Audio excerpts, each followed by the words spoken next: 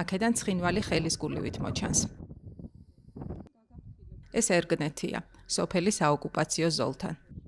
ეს სიახლო არც ერთი სოფელი არ იქნება, როგორც ჩვენა ვართ ერგნეთის ცხინვალთან. ჩვენი ბავშვები იქ სწავლობდნენ ცხინვალში, სანამ ეს არეულობები მოხდებოდა. ადგილობრივი მცხოვრები კადრს მიღმა გვიყვება, რომ უკრაინაში ომის დაწყების შემდეგ დიდი ხნის განმავლობაში ცხინვალიდან სროლის ხმა აღარ სმენიათ. ბოლო დროს ეს ხმები ისევ ისმის. ბოლო თვეების განმავლობაში ისმოდა შიგადაშიგა აფეთქებები და სროლები.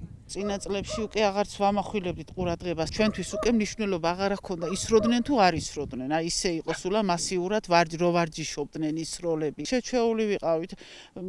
ხალხი ისე მუშაობდა ბაღებში, ის სროლები სულ იყო. კონფლიქტის ზონაში ვეფხია კასრაძის ოჯახს ვესტუმრეთ. ცხინვალის თეატრის 53 წლის მსახიობი ერგნეთში დაიბადა და გაიზარდა. ქორწინების შემდეგ აქ ოჯახური მეურნეობა გააშენა და დე-ფაქტო საზღვრისპირას ფერმერობას მიჰყო ხელი. ჯერ სხვა სახელი დაარქვეს და მერე ვეფხომ გადაარქვა ბიმის გავსო და ბიმ ყოველ შაბათ-კვირას და არდადეგებს ერგნეთში ატარებენ მისი მეუღლე და 3 მცირეწლოვანი შვილი. ირაიდა, უფროსი,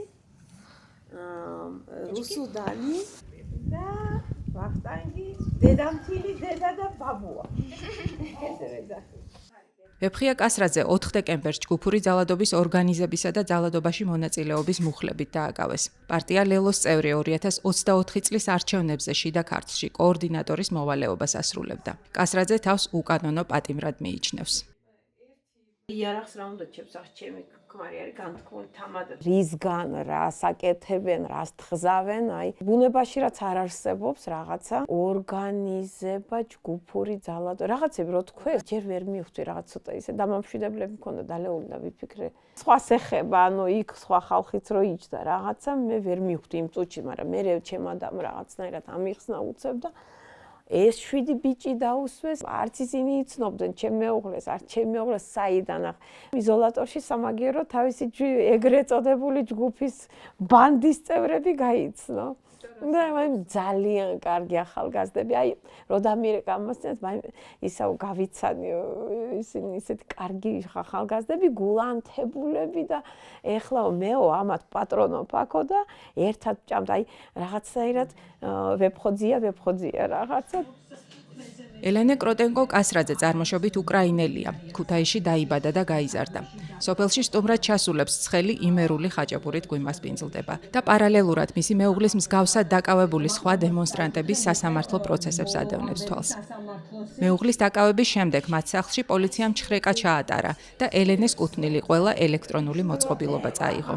ბიჯექი მოსწავლე მყავდა ონლაინი მქონდა იმ მომენტში. ზოგი ონლაინი მაქვს და ზოგი ისა. მომდიან ბავშვები და შემოვარდნენ, ესე იგი იქ ონლაინი მქონდა ჩართული ტელეფონი და ლეპტოპზე ეს ეროვნული გამოცდების ტესტები მქონდა გახსნილი, აბიტურიენტი მყავდა იმ მომენტში და ის არის გამომგლიჯეს ეს ტელეფონი ეგრევე. და მე ვთხარ ბავშვს ის არის მოსწავლე ჩართვა მაქვს მეთქი და ბოდიშს მაინც მოუხდი არ შეეშინდეს ის არის და არაო სტაცეს ხელი. ლეპტოპი უცებ ჩახურეს. ვერ მივეკარეს საერთოდ იმას.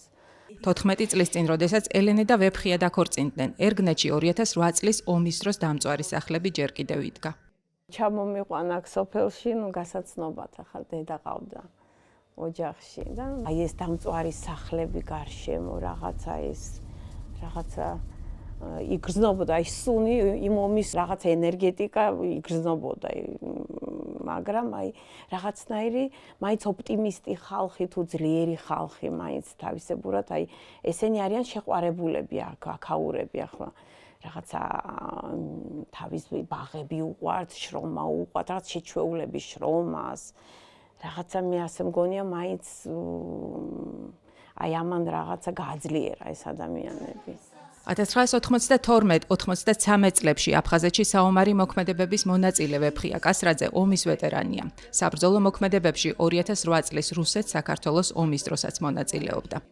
ჩვენ რო ვისროდითო, ვის ესური ამ დროს? ესური შენ დეიდაშვილს და შენ ბიძაშვილს, ალალს, ისეთი ძალიან რთული მდგომარეობა იყო. ზოგჯერ იწყებდა ლაპარაკს და მე გაჩერდებოდა რომ აი გახსენებაც რაღაცა დაღი დასვა ამ ამბავმა ყველაფერმა რა თქმა უნდა რომ რამდენი მეგობარი დაკარგა რა ხდებოდა როგორ ხდებოდა აქ სოფელში რჩებოდნენ მარხავდნენ რაღაცა ეზოებში ამ ხალხს დაღუპულებს და რა ვიცი საშნელება სახურავი შევცვალეთ ნაწილი დახურეტილი სახურავი ახლაც იგზებით ნახურეტები ქონდა კარფანია ჩვენი სახლი არ დაიწვა გარშემო დაიწვა სახლები აი ჩვენი და აი გვერდით სახლი გადარჩა ბევრი ახალგაზრდა უფრო გავიდა უფრო ასაკოვანი ხალხი დარჩა ელენეს და მისი ოჯახი უკრაინაში კიევში ცხოვრობენ პროფესიით ონკოქირურგმა იქ უმძიმესი დღეები გაატარა არც ერთი წუთით არ დაუტოვებია როდესაც ომი დაიწყო აი სარდაფებში მოაწყეს საოპერაციო და აი იქ მუშაობენ ფაქტიურად ძალიან ხშირად უწევთ ფაქტიურად ხო საგანგებო მდგომარეობაში არიან მუდმივად და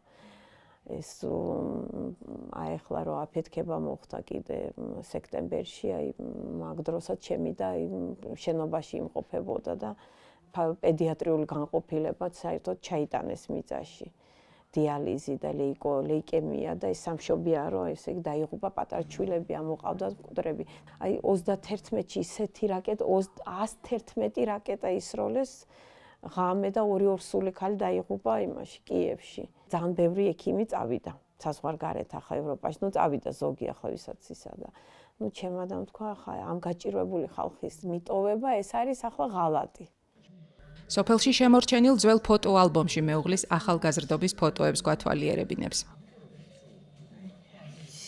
დაკავების შემდეგ პროტესტის ნიშნად ვეფხია კასრაძემ შიმშილობა გამოაცხადა. რამდენიმე დღის შემდეგ კი ოჯახისა და მეგობრების თხოვნით შეწყვიტა. ბავშვების ნახვა უნდოდა თავიდან და ისა რომ მივედით არ ვიცი იმედი ქონდა რომ ოთახში შეგვიყვანდნენ ბავშვებს მიეფერებოდა არ ვიცი მოლოდინი რა ქონდა და ეს შუშაში რომ დავჯექი და ახლა მამ დაინახა ბავშვები ვითომ არ შეიმჩნია თავიდან მაგრამ ბოლოსკენ რაღაცნაირად მე შევატყვე რომ ახლა ცოტა ის გაღიზიანდა ახლა კაცი რაღაცა და ამ სამართლობას ამას ვეღარ ავიტანო აღარ არ შეიძლება ახლა ამის ყველაფრის ის ატანა და აი ხვალიდან მე მორჩავ აღარ იმას ვიზამო ვიშიმშილებ აი მე მეთქი არა ვეფხო ყველაფერი კარგად იქნება არ შეიძლება თან ახლა ცოტა პრობლემები ქონდა ჯანმრთელობის და მკურნალობდა გაკეთებული აქვს ისა კვლევები რაღაცა და შეწყვეტილი აქვს ახლა ამ ეტაპზე და ბოლოსკენ რომ ელაპარაკებოდა ძალიან დასუსტებული ხმა ქონდა სულ ეუბნება ძალიან გთხოვ მე უთხარი რაღაც არ შეიძლება და ოკუპირებული ცხინვალიდან რამდენიმე კილომეტრში ბრალდებულის გათავისუფლებას მისი ოჯახი მოუთმენლად ელის. სისხლის სამართლის სხვა საქმეების მსგავსად, ვეფხია კასრაძის საქმის განხილვაც მარტის დასაწყისშია ჩანიშნული.